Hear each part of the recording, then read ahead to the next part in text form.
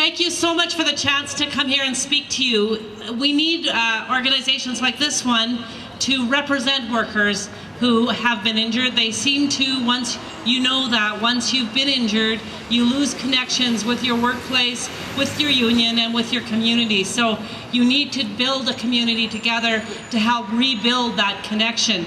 I want to say that we have been working in a couple of areas at the Federation of Labour, one of which relates to Workers' Compensation Board.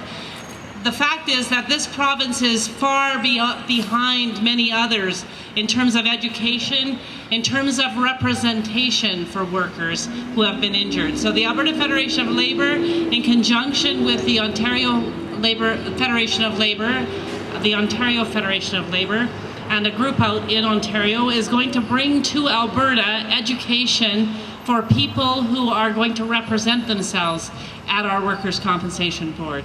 We're going to make sure that there are tools available so that people like yourselves will not be out-lawyered in the process that we're forced to use. So look for that to come in the fall and spring of next year.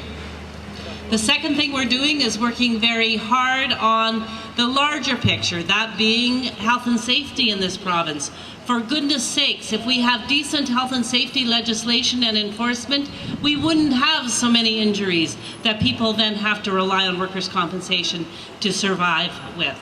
So we are working very diligently in terms of trying to make this province a much safer province.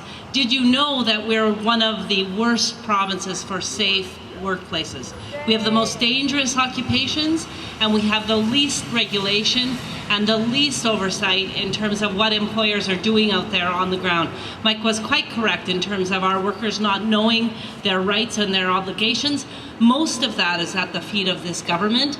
We are the only jurisdiction in Canada who does not have mandatory health and safety committees. We're lobbying hard on that, working hard to change that.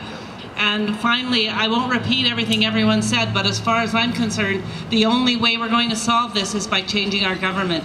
That'll be up to organizations like this one, making enough noise about the problems that this government is causing you so that other people in this province recognize the problem and get to work on changing our government. Thank you.